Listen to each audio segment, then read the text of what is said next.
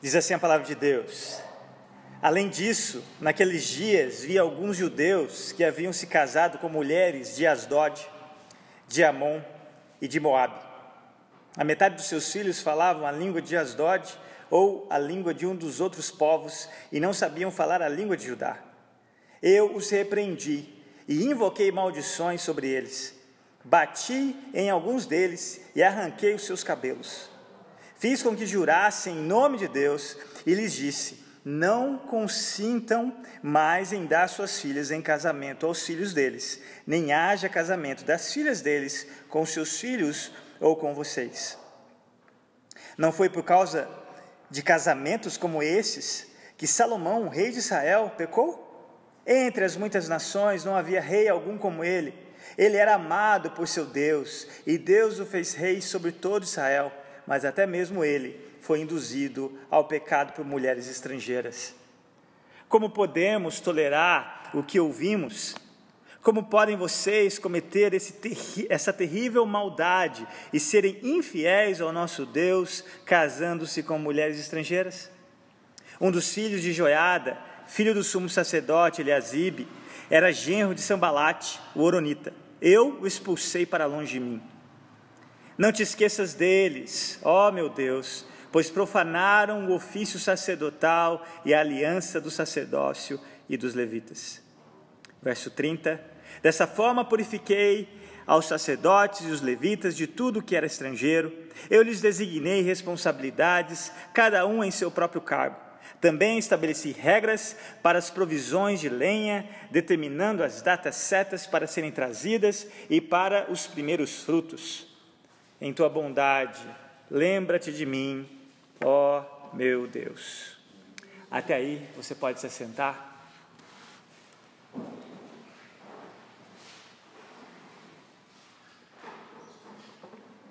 O saudoso evangelista Billy Graham, ele tinha um sobrinho chamado Sandy, e esse sobrinho era corredor, embora ele morreu com 21 anos por complicações cardíacas. Mas em uma ocasião, quando Sandy estava competindo, uma competição de 1 milha, ele estava próximo da linha de chegada, e ele ia bater um recorde. Ele estava a 36 metros de vantagem do segundo colocado. Só que ele teve alguns problemas nas pernas, possivelmente câimbras, e ele cai. E quando ele cai, ele se levanta e continua a correr, e de repente ele cai de novo. E ele olha para trás, ele vê o segundo colocado se aproximando. E Sandy se coloca de joelhos e começa a se arrastar até a fita. E ele deita, cai na linha de chegada e ganha a corrida. Pastor Tiago, há 2 semanas atrás, na sua pregação, nos lembrou muito bem que foi Deus que nos inscreveu para a corrida cristã. E que o nosso prêmio, o nosso alvo para chegar na linha de chegada é Cristo Jesus, aquele que instiga em nós a fé, aquele que nos dá a condição de obedecê-lo. E Neemias, meus irmãos, tem sido um exemplo para nós, de alguém que começou essa corrida e terminou com perseverança. Neemias, particularmente, é um dos melhores e maiores exemplos, à parte de Jesus, na palavra de Deus, digno de ser imitado. E utilizando a ilustração de Sandy, nessa abertura, mesmo que seja arrastado, que o Senhor nos conceda a graça de não só começarmos a corrida, mas terminarmos a corrida. Não importa quem que vai chegar em primeiro, Jesus disse que os últimos serão os primeiros. Não importa, o importante é você chegar no final, mesmo que seja arrastado. Que o Senhor nos conceda a graça de combatermos o bom combate. Que o Senhor nos conceda a graça de completarmos a carreira. Que o Senhor nos conceda a graça de guardarmos a fé. E hoje à noite nós vamos encerrar essa série de mensagens, e hoje é a última mensagem nesse livro, que particularmente eu amo muito, e por muitos anos eu queria fazer uma série de mensagens, e finalmente a gente conseguiu. Eu acho que deu mais de 20, não sei, se você entrar no site da igreja, você vai ver quantas séries de pregações a gente e investiu, acho que deu mais de 20, em 13 capítulos. E hoje, ao encerrar essa mensagem, nesse último capítulo, nessa última reforma de Neemias, eu gostaria que você saísse com essa mensagem, se a gente pudesse fazer um sumário, né, de que Neemias foi um exemplo de quem começou e terminou bem.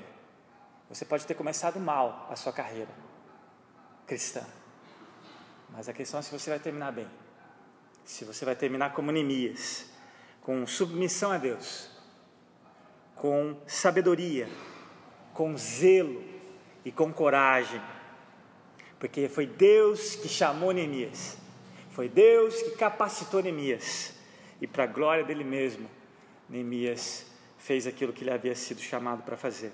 Olhe comigo o versículo 23, mais uma vez.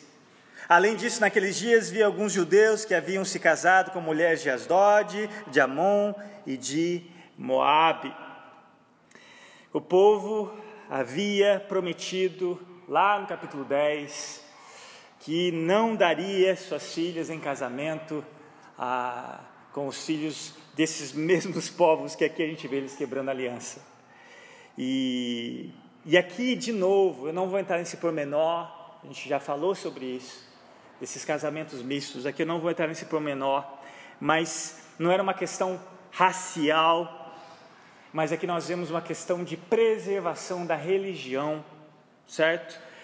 E a qualidade única e condição espiritual daquele povo fluía dessa religião, desse único e verdadeiro Deus que o povo conhecia, esse Deus que se revelou àquele povo e coloca parâmetros para caminhar com ele, e um dos parâmetros era esse, a não miscigenação racial. Eles não deveriam casar com outros povos que não conheciam esse Deus, e nós já sabemos das exceções, como Ruth, a Moabita, que pela graça de Deus, ela foi transformada, mas ela se comprometeu em conhecer esse Deus, em abandonar os seus ídolos, e conhecer o único e verdadeiro Deus, e ser transformado, não só ela, mas a história dela, dentro da história da redenção. Mas aqui eu quero trazer para vocês, algo que vai além da instituição do casamento. O que está em jogo aqui, não só essa questão linguística. Olha comigo o versículo 24, o perigo, o que está acontecendo aqui, meus irmãos? Verso 24, a metade dos seus filhos, desses casamentos mistos, falavam a língua de Asdod, ou a língua de um dos outros povos, e não sabiam falar a língua de Judá. O texto nos diz que os filhos desses casamentos mistos não sabiam falar a língua de Judá. De novo, não é uma questão de orgulho nacionalista, não é uma questão de elitismo linguístico.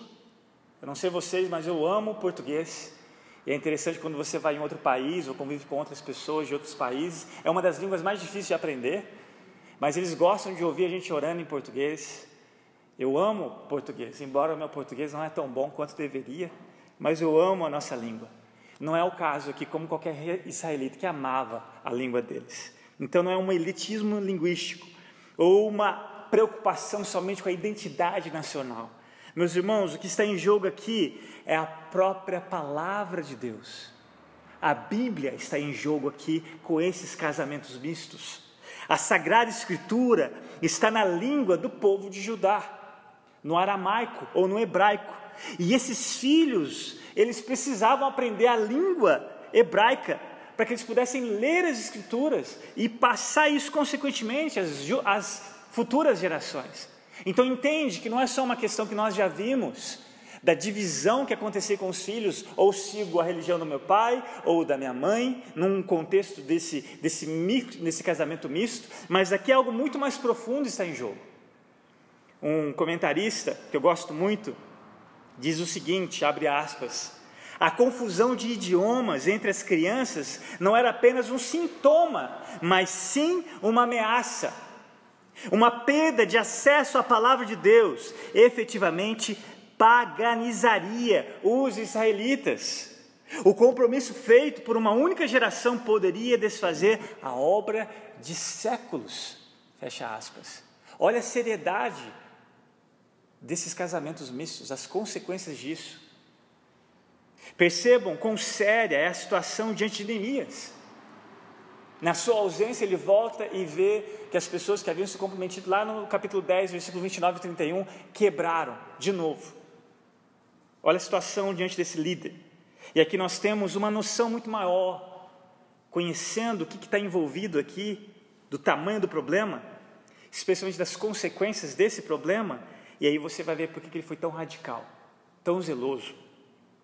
E não só na divisão familiar, repito, de filhos confusos quanto às crenças de seus pais, mas nesse contexto específico, dessa passagem específica, a própria palavra de Deus.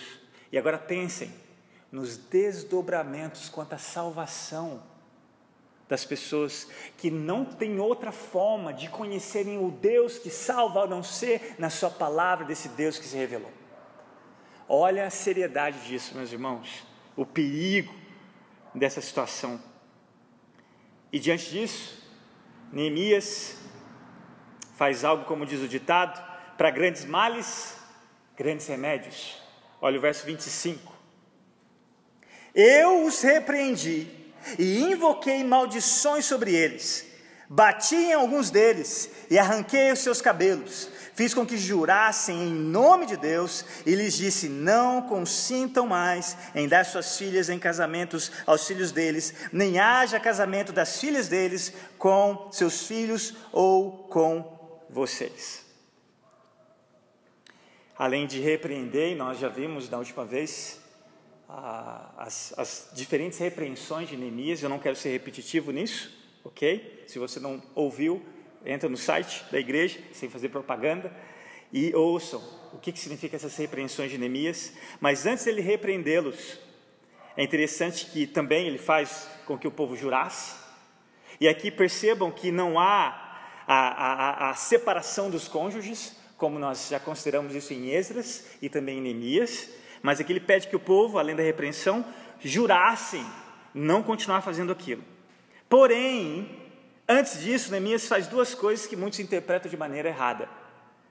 A questão da maldição, eu os amaldiçoei, e também em seguida ele espanca e arranca cabelos. Imagina se a gente começasse a fazer isso. Gente, isso aqui é tão sério, que já houve um líder de uma denominação muito conhecida, muito famosa. Até então eu aprecio o líder, ele falhou como qualquer líder falharia, mas uma vez, numa série de mensagens de Neemias, ele pegou esse texto para usar de pretexto de que você pode e deve usar força quando você discorda de alguma coisa em relação à palavra de Deus. E foi triste porque ele foi disciplinado na denominação dele, a denominação rachou, não existe mais. A gente tem que tomar muito cuidado para não pegar um texto fora do seu contexto e virar um pretexto para algo mais sério. O que Neemias está fazendo aqui então? Primeiro, o que ele não está fazendo.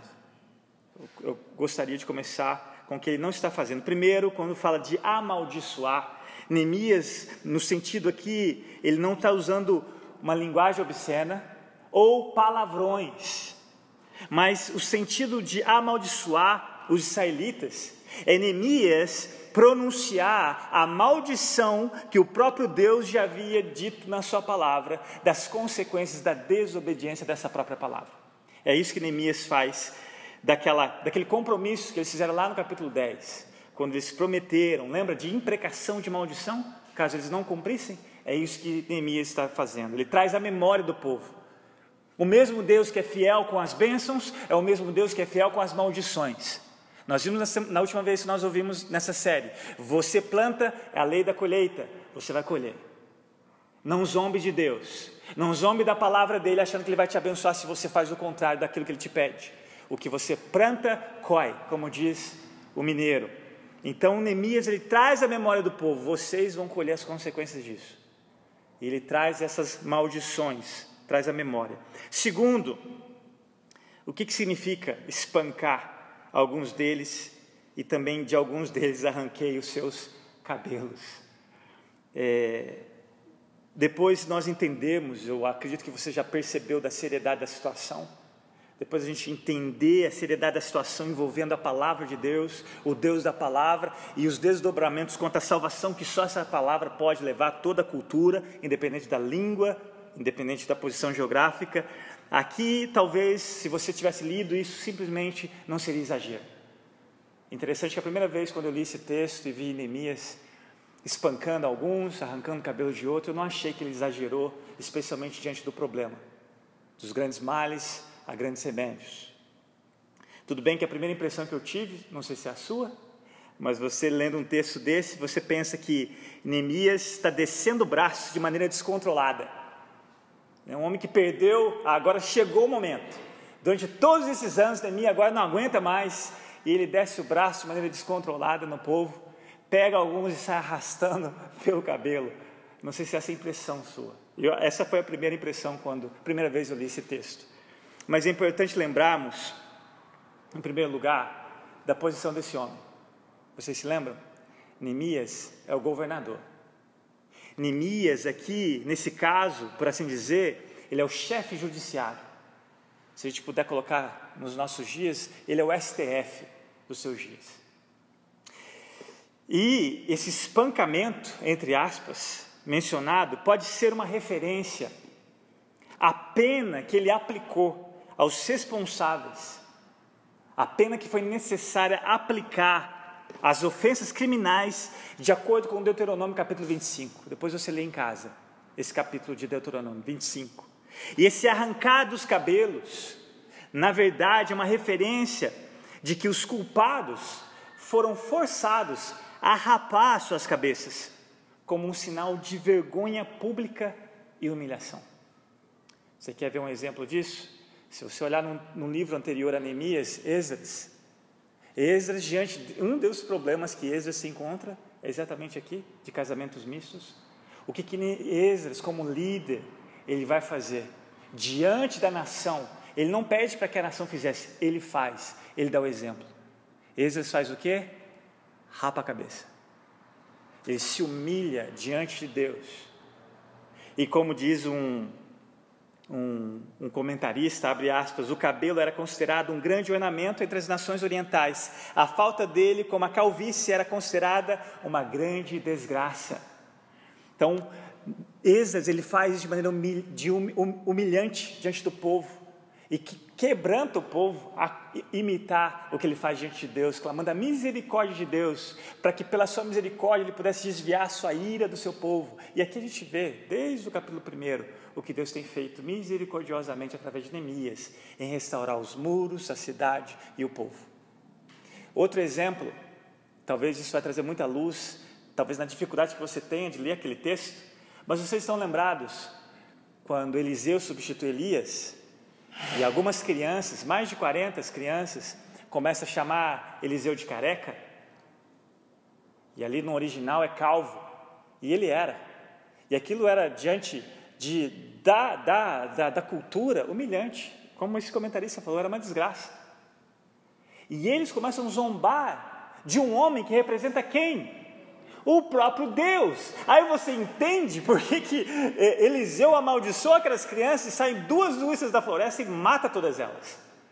É para nós lembrarmos de quem nós estamos falando. É por isso que você tem que tomar muito cuidado para falar mal de qualquer autoridade, especialmente se essa autoridade, a despeito e apesar dela, representa o próprio Deus.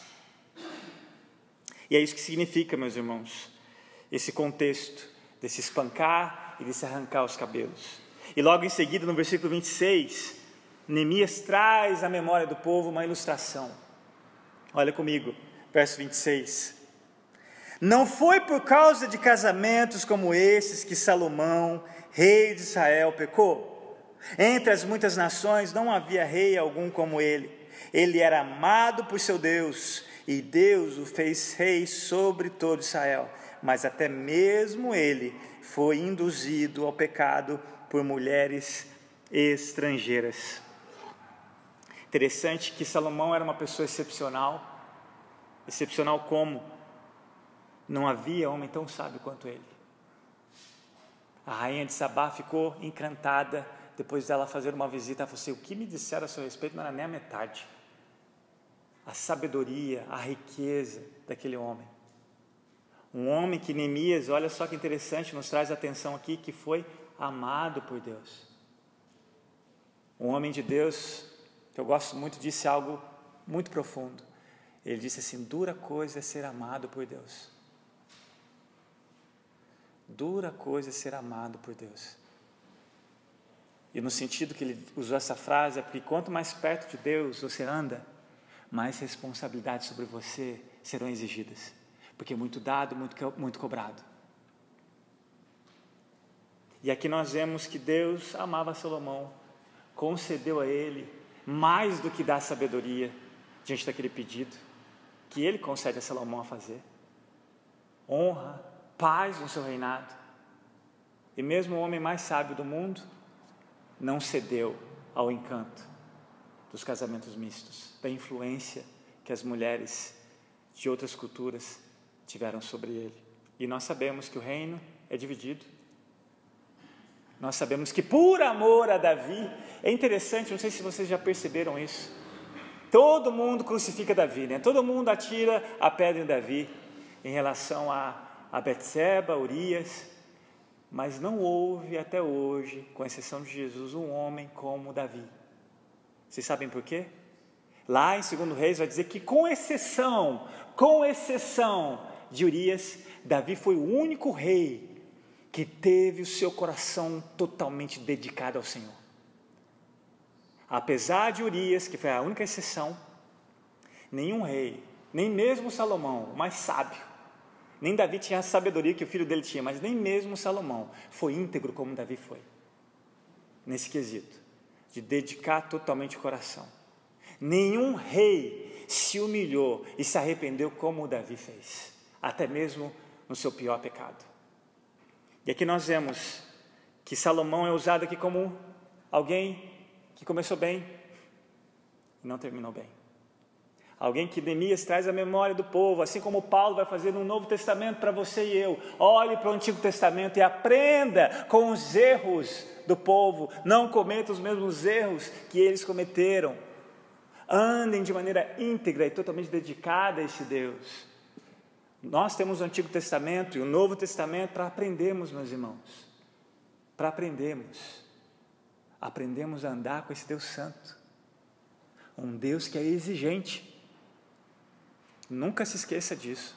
Um Deus que é exigente. Uma vez perguntaram para um puritano, pastor puritano, falaram para ele assim: pastor, por que o senhor é tão exigente? Ele falou: porque eu ando com um Deus exigente. E isso afeta todas as áreas das nossas vidas. Todas elas, detalhes que talvez que para você sejam insignificantes, não para esse Deus. No verso 28, a última vez que nós vemos a menção de Sambalate, aqui vem à tona a razão pelo qual Eliasibe, outro que começou bem e também não terminou bem, esse Eliasibe havia cedido aquela câmara dentro do templo, vocês lembram? E aqui a gente vê a razão, né, por trás disso tudo. O texto vai dizer que o filho de Eliasibe era genro desse inimigo ferrenho de Neemias, inimigo do povo de Deus. E é por isso que Neemias vai deixar claro: eu o expulsei para longe de mim. E olha o verso 29, o que diz o texto. Verso 29. Não te esqueças deles, ó meu Deus, pois profanaram o ofício sacerdotal e a aliança do sacerdócio e dos levitas. Aqui nós vemos a penúltima oração de Neemias em todo o livro. Nós já vimos lá no verso 14, no verso 22, e nós vamos ver no verso 31, essa frase: lembra-te de mim. Eu não sei se vocês perceberam na leitura, agora ele vai dizer: lembra-te deles. Não é interessante? 3 partes ele fala lembra-te de mim, e uma ele fala lembra-te deles. Ou não te esqueças, nessa versão que eu li, não te esqueças deles. No primeiro caso, quando Neemias fala lembra-te de mim, aqui é no quesito a sua fidelidade. E não te esqueças deles, aqui é no quesito da infidelidade deles em relação a Deus. E Neemias aqui, ao orar, ele não está sendo vingativo, mas ele está entregando nas mãos do Deus o Deus, cujo Deus é a vingança. A vingança pertence ao Senhor, não a você. É por isso que nós não julgamos. Por um lado, tome cuidado com isso, porque nós temos que fazer julgamentos justos. Jesus nos ensina lá no Sermão do Monte. Tomar cuidado com julgamentos injustos. Na dúvida, se você não está fazendo um julgamento justo, deixe que o justo juiz julgue. É o que Neemias faz isso aqui na oração. Ele coloca diante de Deus. Deixa que esses homens vão prestar contas no dia do juízo, do que eles estão fazendo. Eliasibe, Sambalate e companhia. E observe comigo, nos versos 30 e a primeira parte do verso 31, as palavras purifiquei, designei e estabeleci. Olha aí, verso 30 e o verso 31, a primeira parte. Dessa forma, purifiquei os sacerdotes e os levitas de tudo que era estrangeiro e lhes designei responsabilidades, cada um em seu próprio cargo. Também estabeleci regras para as provisões de lenha, determinando as datas certas para serem trazidas e para os primeiros frutos. Olha que interessante, verso 30. Purifiquei os sacerdotes. Na segunda parte do verso 30, designei responsabilidades. E depois, no verso 31, estabeleci regras. E aí a gente vê no que se trata. Eu não sei se vocês estão lembrados, mas eu disse que Neemias não veio só para a reconstrução dos muros, não só para repovoar Jerusalém, não só para todos esses detalhes de purificar, de designar, de estabelecer. A reforma que Neemias trouxe para Jerusalém era concernente à adoração. A adoração. E essas três palavras, ou se você quiser usar aqui no caso, esses três verbos de purificar, designar, estabelecer, reforça ainda mais isso. Era muito mais do que reerguer muros caídos. Era muito mais do que repovoar uma cidade. Era muito mais do que estabelecer a ordem, a justiça. Ele restabelece o centro de que toda a cidade precisa, da adoração ao único e verdadeiro Deus. E aqui ele deixa claro, estabelecendo isso nas suas últimas reformas, ali no seu último mandato, por assim dizer, como governador. E aqui nós vemos no finalzinho, a última frase de Neemias, uma oração.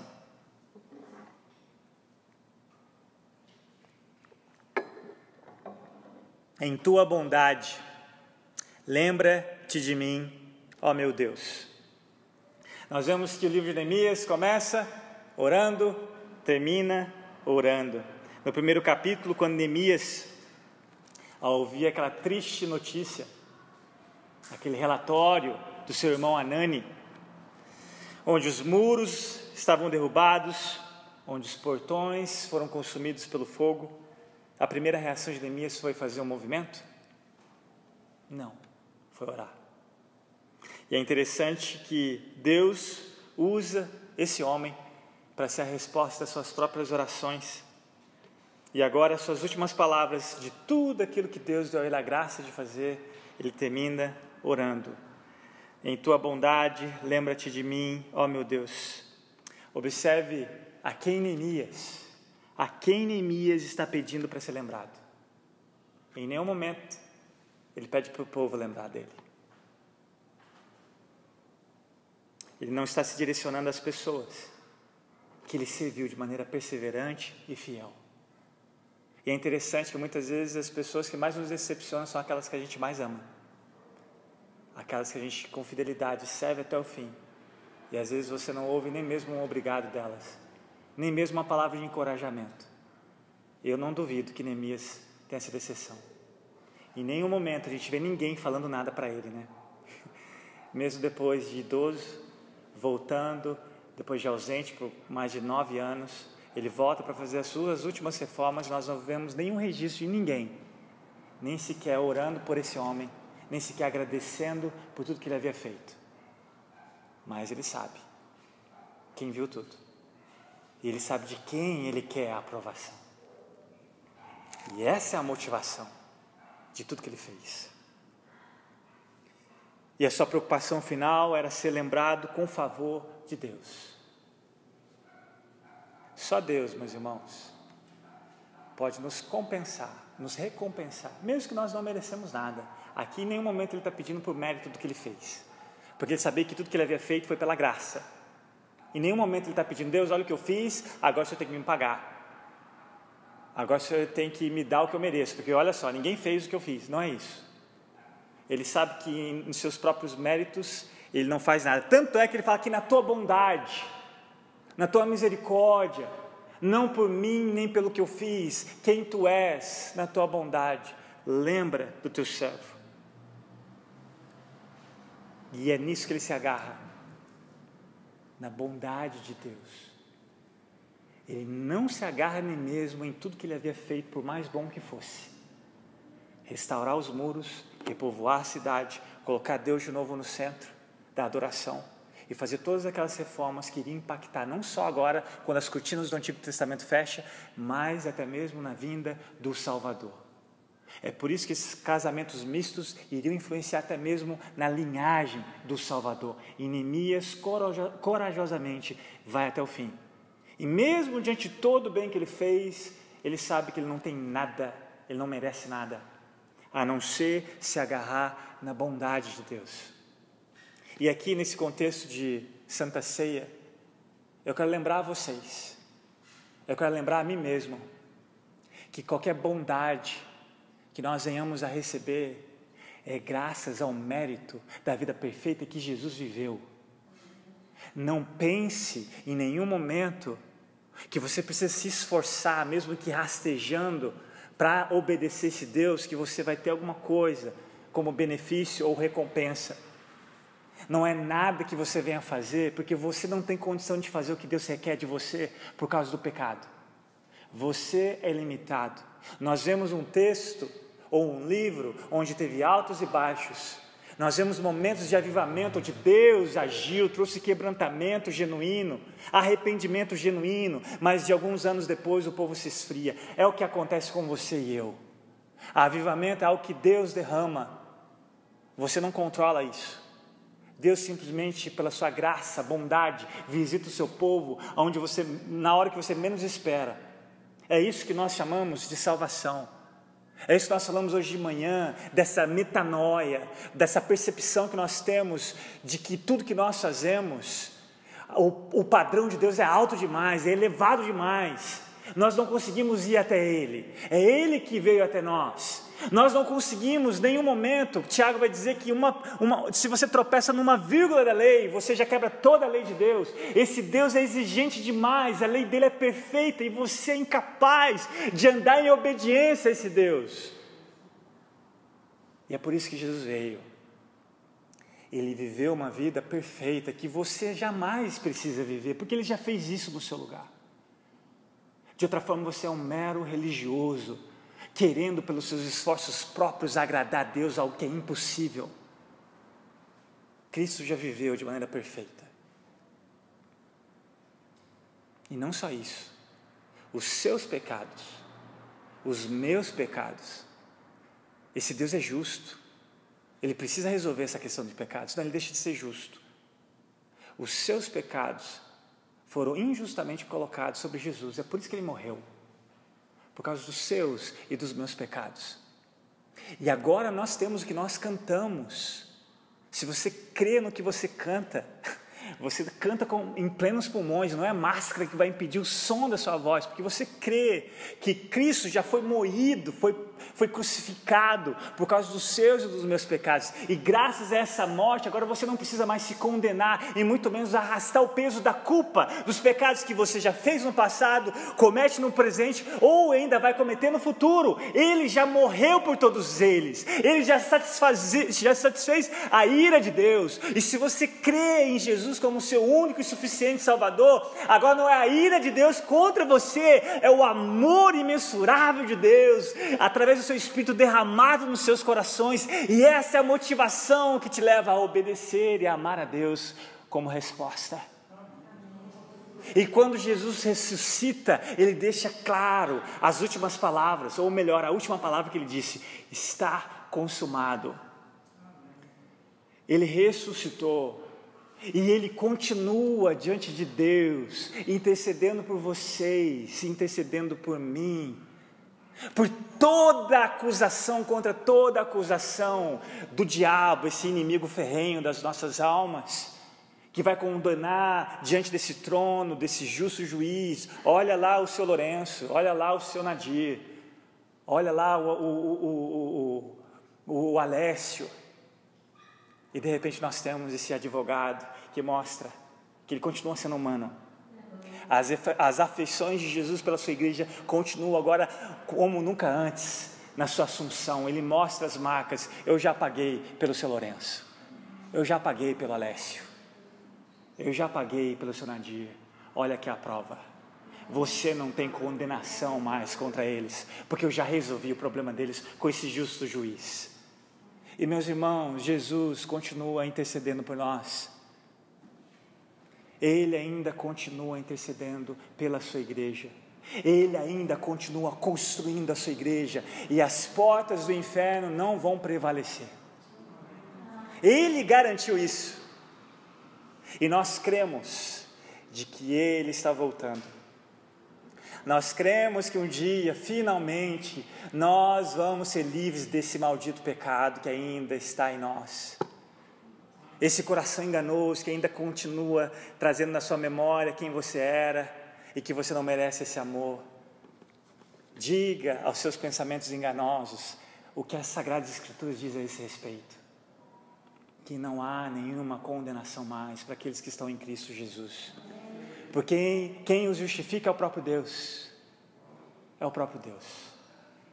Eu gostaria de encerrar essa série nesse livro com as palavras de Packer, um dos livros que eu li para preparar essa série, um livro muito, até sugiro a leitura para vocês, de Packer, um livro intitulado Paixão pela Fidelidade. E ele traz muitos insights interessantes acerca de Neemias e a paixão de Neemias pela fidelidade. E na conclusão desse livro, ele diz o seguinte, abre aspas: todavia, o ponto que desejo salientar é que a sua vocação, aqui ele está falando de Neemias, de Paulo, a sua vocação não era para o sucesso, mas para fidelidade. E tal é a nossa, qualquer seja o nosso papel no corpo de Cristo. O Senhor Jesus edificará a sua igreja, usando-nos conforme bem lhe parecer, em maneiras que envolvem a aparência de triunfo ou de desastre. A nossa parte é não deixar que a aparência nos engane e manter uma fidelidade inabalável às tarefas e aos papéis que sabemos haver recebido para cumprir. Tudo para a honra e o louvor do Pai e do Filho e do Espírito Santo, que por sua ação conjunta são os verdadeiros agentes de todo o processo de construção. E esta é uma lição que só aprenderemos com a ajuda divina. Ajuda encontrada quando nos conservamos perto de Jesus Cristo. Fecha aspas. Que o Senhor nos conceda a graça de sermos o povo que Ele nos chamou para ser. Que Deus nos conceda a graça de, assim como Ele usou Neemias, Ele está querendo levantar outros Neemias. Começa na sua casa, começa no ambiente da sua escola, começa no ambiente do seu trabalho. Isso começa onde você está e termina onde Deus quiser.